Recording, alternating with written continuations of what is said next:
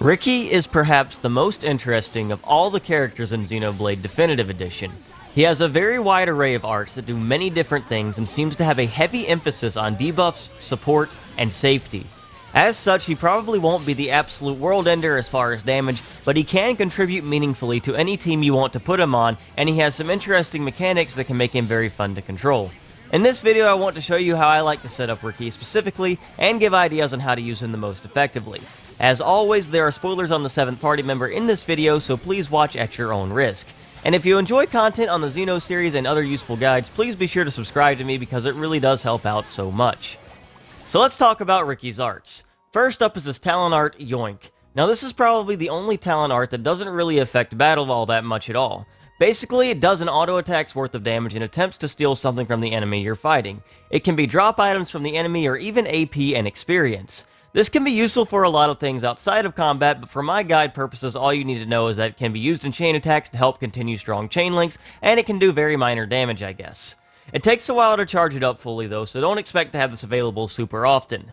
Now on to his other arts. Riki has 4 physical damage-based arts. Sneaky is an art that does extra damage behind an enemy. Now the ratio and scaling is kind of poor, only being slightly above 2 auto attacks maxed out, and behind an enemy this is still nothing super impressive. In fact, his physical attacking prowess in general isn't super great compared to most of the other party members, and since Headshot Charla is a thing, he probably is only beating out Melia in that department. As such, this probably isn't something I'd recommend using on him unless you want to run physical Riki instead of the more ether-based and support setup that I use. Still, having red arts can be nice in certain team comps for better chain links. Bitey Bitey is another physical art and probably his best. It has a higher ratio and can inflict bleed for 20 seconds if used from behind, and 10 seconds if used from in front. This allows it to always deal a decent amount of damage and apply a source of damage over time. In order to at least have a single red art, I'd say this is probably your best option much of the time, and can work well with another one of his red arts.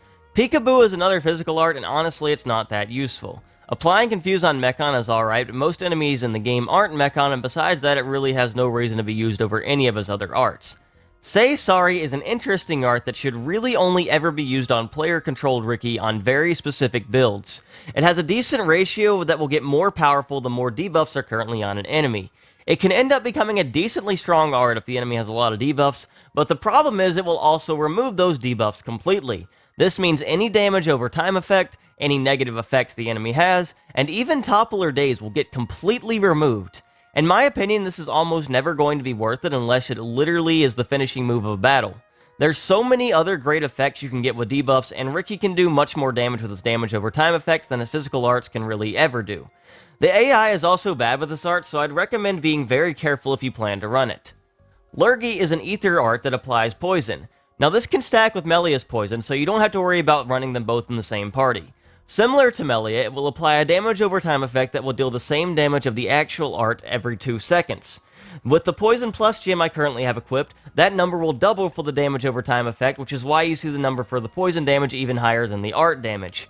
Riki's ether arts and damage over time effects are likely his best ways to deal damage to enemies, and they can be very spammable off cooldown to get 100% uptime on the effects. He won't come anywhere close to the damage Melia can do, but this can still be a decent contribution to any fight. Behave will inflict paralysis on an enemy. Now paralysis is a super good debuff that can stop enemies from auto-attacking 75% of the time. It's a very strong effect and the most reliable way to get paralysis in the game, and as such I'd recommend running this all the time. Limiting enemy damage is always going to be super useful. Freezinate is another ether art that applies a damage over time effect after the initial hit. It has an extremely short cooldown and applies chill for 10 seconds. Chill does 60% of the damage of the initial hit as a damage over time effect, but the ratio of the initial hit is higher on this art than Lurgi. If you keep 100% uptime on this, it will easily be even more powerful than Poison, and as such it can be very strong. Bedtime is a sleep art. As with all sleep arts, it's okay for canceling visions and getting a single critical hit, but overall I don't find it the most useful in many setups. Burninate is the last of Riki's ether arts, and it applies a blaze effect as a damage over time effect, which deals 40% of the damage of the initial hit. It will last for 20 seconds and is a good supplement to his other damage over time effects. Tantrum is a break art that is also physical. It can be used in physical parties and ones that want to topple lock if you are using Riki for those purposes, but otherwise you can probably pass on this. Roly Poly is an art that can bind an enemy and has a chance of toppling them. It's not a reliable topple art at all, and as such I can't really recommend running this. Bind is not really that amazing as an effect, since you'll probably still be close to the enemy and they'll still be able to attack you, but you can do whatever you want. Happy Happy is a really good art. It gives you over a full bar of party meter every time you use it. You can even use it before getting into any battle to fully charge the party meter, giving Riki some purpose even if he isn't in the battle itself. You can use it in battle for quicker chain attacks, and even in chain attacks itself to get it one back faster. All in all, this is a great art, and you shouldn't need to worry about not having high tension most of the time. You Can Do It is an art that completely invalidates Charlotte's existence until the late game. It is a healing art that can be party-wide and is all the healing you'll need in many fights. With all the other things Riki can offer, it kind of makes Charlotte less useful than she could be otherwise. It's a great art to have for healing, so definitely run this. Now Riki has 3 auras. Hero Time is likely his best. It gives tension down immunity to everyone in range, and tension is super good in battles as you might imagine. Additionally, it will raise one of Riki's stats at random 174%. This is pretty solid as a number and can be very clutch depending on what stat it is. It also has a very short cooldown, so you can re-roll for a different stat pretty often. It's quite the solid aura, and I definitely recommend running this.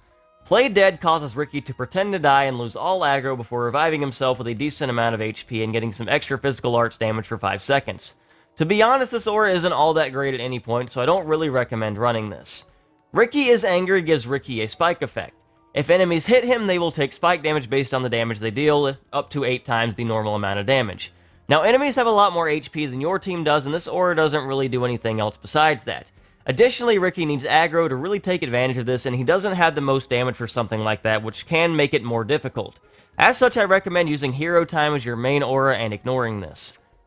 For skill trees, I'd recommend using Heroism as your main skill tree. Critical rate is pretty good and usually better than the other skill tree stats as far as a passive effect. Agility from flexibility can be useful, but Ether Riki doesn't really care about agility all that much. As far as skills that are particularly useful, cooldown during the day and night is great. Keep in mind the nighttime effects are stronger, so fighting at night is always going to be preferred. Free debuff resistance is pretty nice, and Kissy Kissy here is great for max party safety. Besides that, you'll always want to get everything, so let's talk about skill links. Because of Riki's high HP stat and the fact that he's a more supportive party member, if you have some extra affinity coin slots, it's not a bad idea to just give him some extra defenses if you want to, so this is actually a pretty good skill to have on him.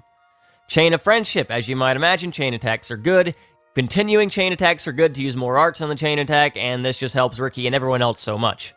Shoulder to Shoulder heals the party after a chain attack. Since Riki only has one healing art, and if you want to completely get rid of Charlotte, this is actually pretty nice. You just make sure your party's healing up quite a bit after every chain attack. Ties of Friendship, this increases chain link chance. This is just good to help out with the other chain link chance skill and make sure Riki's going to be continuing chain attacks as much as possible. Battle Character increases attack power of equipped weapon. This is great to have on pretty much everyone because extra weapon power means more damage, more healing, and everything like that. Mental Fortitude grants physical defense up at the start of battle with higher level enemies. Now this is good because Riki's more supportive. Having extra defense is actually pretty good for him, especially because we don't have much agility anywhere. Sustained Spirit extends the duration of auras. This is nice for hero time if you've got a really good stat roll and just want to keep it going as much as possible. Warrior's Ambition increases tension after successful battle start affinity. This is just good to make sure Riki's getting to high tension pretty much instantly so he can always use Happy Happy at the start of battles, or after getting instant battle start affinity if you want to dequip and run away and just charge up your party meter really quickly. Medium Equipment, this allows him to equip medium equipment. Riki's the only one I ever have any equipment thing linked to just because he can't equip medium equipment otherwise, so yeah, I just have this linked to him. Steel Protection, reduces the effect of spike attacks. Now, if you have one spike defense, jip 75%, and this, you won't have to worry about spike defense or spike damage pretty much at all, so that's just nice to have. Ultimate Strike increases damage to critical hits. Since we're using the critical hit skill tree, this is nice to just give us a little bit of extra damage every time we get a critical hit. Physical Resilience reduces physical damage taken. Once again, I just have this on him to make him a little bit more tankier and make him more supportive as he needs to be. Ether Awareness, this increases his ether. This is just good because we do a lot of ether damage with this setup on Riki, so having extra ether is always going to be useful. It's also helpful to have extra ether for healing. Enlightenment increases accuracy of ether attacks. This is pretty much all you need to just make sure you're going to be hitting all the super bosses once you have high enough level and everything, so I recommend having this if you plan on using Ether Riki. It's pretty much a necessity. Ultimate Ether, this greatly increases your ether. Another ether up thing, so this just helps us get more ether stats so we do more damage with ether abilities. Ether Unleashed increases ether when HP is at half. This gives us more ether if we're low on HP, that's useful. Ether Assault increases damage dealt by Ether Arts. Yep, we like doing Ether damage, as you might imagine. Ether Expansion increases Ether. Guess what? We like having Ether. Ether Explosion greatly increases Ether. So we have a common trend with Charlotte and Melia here. We like Ether, we like doing Ether attacks. That's basically what we're focusing on here. Alright, so as far as equipment, Meteor Nibbler is his best weapon in my opinion. Now, you can run Comet Biter, but then you lose a lot of auto attack minimum and auto attack maximum. You do get some extra defenses, but what do we care about defenses? Critical hit rate is the only really useful thing we might see here, but I mean, we get enough critical hit rate with the skill tree and just the fact that the weapon already has a decent amount on it as well, to 10%. And along with everything else, the extra weapon damage is going to be more helpful in my opinion. Now, if you want to have a more tanky Riki, this is still a really good option, so definitely keep this weapon on hand. Now, as far as the gems I have on this, I'm going all in on my DOT damage, Chill Plus, Poison Plus, Blaze Plus. Now, if I want to do more damage, I can replace the Blaze Plus with something else and focus on my stronger damage over time effects, like Back Attack Plus would actually be pretty useful on him, just like it is on Melia. But if you want to keep him more supportive and everything like that, if you want to just maximize all your damage over time effects on area of effect enemies and everything like that, this is actually pretty good to just have on him, I would say. Ether Up, as you might imagine, is good for just increasing his Ether as much as possible. Recovery Up's really good on Riki because of his healing and the fact that, you know, you can just make sure you're always healing up with one, you can do it, and you won't need Charla at all. Spike Defense and Debuff Resist are just really good defensive tools to have to make sure we're not getting destroyed by powerful debuffs or spike damage. And as far as the armor, like I said in every other video, it doesn't really matter too much as long as it's decently late game and all that kind of stuff. So this is just how I like to set up Riki. If you want to set up the Strength Riki or something, you would want to have Agility, you'd want to have Strength up on these weapon slots maybe. And you just, in general, you probably want to replace some of this stuff with some more useful effects. And if you want to set them up as pure support, you can put some like auto attack things on here like Paralysis, Physical Defense Down, stuff like that. And he can actually be pretty useful in that way too. Riki has a lot of ways you can set him up, so you do not have to follow my setup here. This is just how I like to personally set him up to be as most useful as possible, so that's just me. So what's kind of the strategy when you want to play as Riki? Well, I'm going to be honest with you, he's kind of one of those characters where you just want to use most of your arts as soon as you possibly can. You pretty much want to start out with hero time and then start laying down your damage over time effects as soon as possible. I would go as far as to say he's actually one of the easiest characters you can do. You can use your other arts when you have them up and might need them if you want to get your party meter up with Happy Happy, if you want to heal your team, if you want to refresh your hero time for a different stat, you can do that. And otherwise, it's just a matter of trying to keep 100% uptime on your damage over time effects. You can get a lot of strong damage going as long as you keep applying them, and you'll see with the yellowish damage number, he's still going down pretty fast with Final Marcus here. Now, Final Marcus is once again kind of a pushover, so we'll kind of show him off in some other fights, but you can see Riki can actually do some pretty decent damage. At least against enemies close to his level at the very least. His tankiness also allows him to remain healthy, but his general lack of damage besides that means he probably won't be getting aggro super often, especially when someone like Ryan is in the party. Fortunately, that doesn't really matter all that much. Even if a party member dies, you'll be able to get them back up with only half of your party meter used, and he's really good at keeping everyone healthy regardless.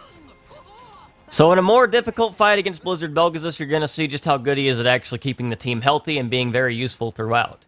Now once again, he's never going to do earth-shattering damage or anything like that, but he's able to be a consistent force that can help the party out quite a bit.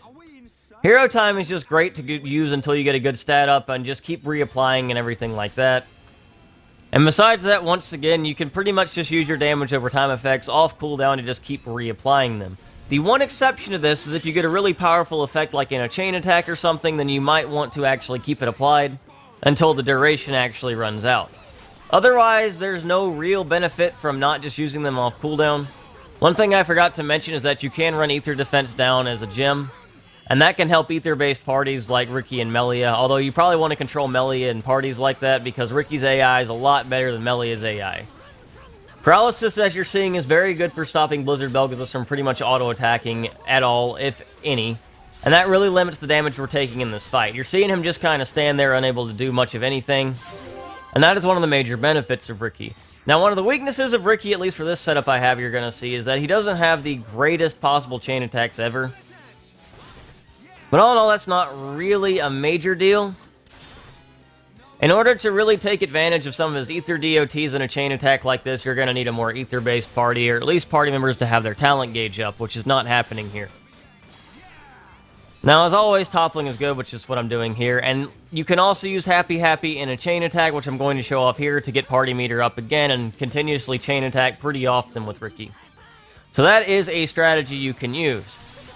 Now, once again, with the current party I'm using, chain attacking is not the greatest, but it doesn't really matter because Riki can really fit on any team and still be pretty useful. With our damage over time effects we've gotten so far, he's still been able to go down to nearly half HP. And to be quite honest, these chain attacks are probably slowing down the battle more than they're actually helping in a way.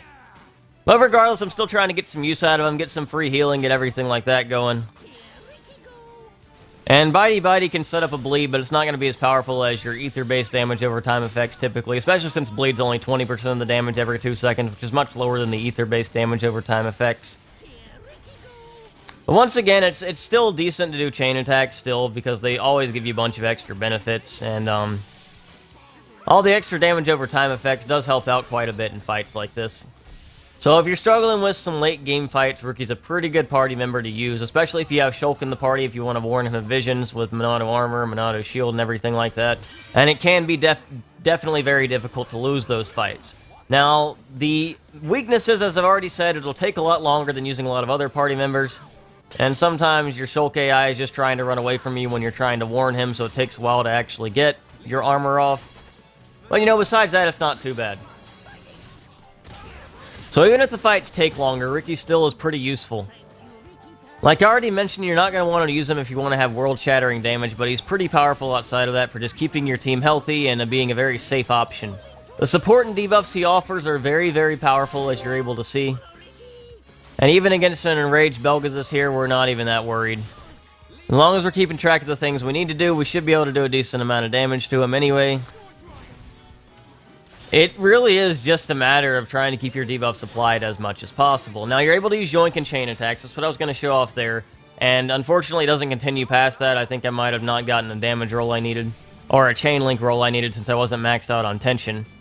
So that was a bit unfortunate because I'd actually set up a decent chain attack there despite not having the most useful red arts. So that's not exactly what I wanted to happen there, but it doesn't end up mattering all that much. Continuously allowing Shulk to apply my auto armor and just applying everything I can do. With Riki, we're not really worried about any of these super bosses, even without the strongest chain attacks. So one thing to note is you probably want to keep track of Chill more than anything else, because that is the one that's going to wear off the soonest. I don't think I did the best job of it in this battle. But regardless, you're able to see with just the healing you can do it. Has a pretty low cooldown. It's been able to keep everyone healthy so far, and with all the debuffs and damage Riki's able to put out with this specific ether setup, it makes this fight not bad at all. Paralysis has been useful for making sure he's not able to auto-attack much, so we're only really getting visions from the dangerous attacks he can use. And that, of course, also makes the fight much easier since we have ways to warn people of that and not have any issues with that. As far as other things Riki can do, I already mentioned that even if you're not planning to use him in a party, you can quickly activate Battle Start Affinity and use Happy Happy before a battle begins. I'll show that off just here really quickly against Avalanche Odyssey. Now, this fight against Odyssey plays out pretty much the exact same way, and it's really long because Riki does have trouble killing enemies compared to the rest of the cast. So I'm not going to show the entire thing. In fact, I feel like I've already kind of covered most of the main things here. You get full art cooldowns back as soon as you dequip from an enemy and run away, so you can pretty much just spam Happy Happy regardless of cooldown, which is really nice. Like I said, though, Riki's pretty easy to get a grasp on. You want to just keep applying your damage over time effects and your debuffs as much as you can. Use your healing art when you have it available, use Happy Happy when you need to, and then keep using hero time to get a good stat up if you don't have one you currently like. He's a good character to have on AI to carry you. I don't think he's the most fun to control myself, but he can definitely be a very useful party control character. He may not be a world ender as far as damage as I already mentioned, but his defensive and support capabilities might actually be unrivaled. If you want proof of that, I suggest checking out this video I'm going to link in the description of my friend Azexel, basically killing Odyssey at minimum level without topple locking him. The main part of that strategy is Riki at level 22 and he has Shulk and Ryan at level 1 and he's still able to handle it like a pro. It's an absolutely insane video and it really shows what Riki is capable of, and Azexel is super good at the game, so I definitely recommend checking that out. Besides that, I think that about covers it as far as me. You can experiment with a lot of different Riki setups. I just found this one to be the most useful and best. Once again, for the final time, I'd like to thank Nyarlathotep and the community for helping me with this. Check out our text guide on the characters in the description. That covers every single character now, so hope this series has been useful to you all. I still plan to make some content covering this game, including the best party setups and ranking the combat usefulness of the characters, among other things. If you enjoyed this guide and are looking forward to future guides on the series, be sure to like, comment, subscribe, and all of that stuff. Thank you all so much for watching, and have a great day.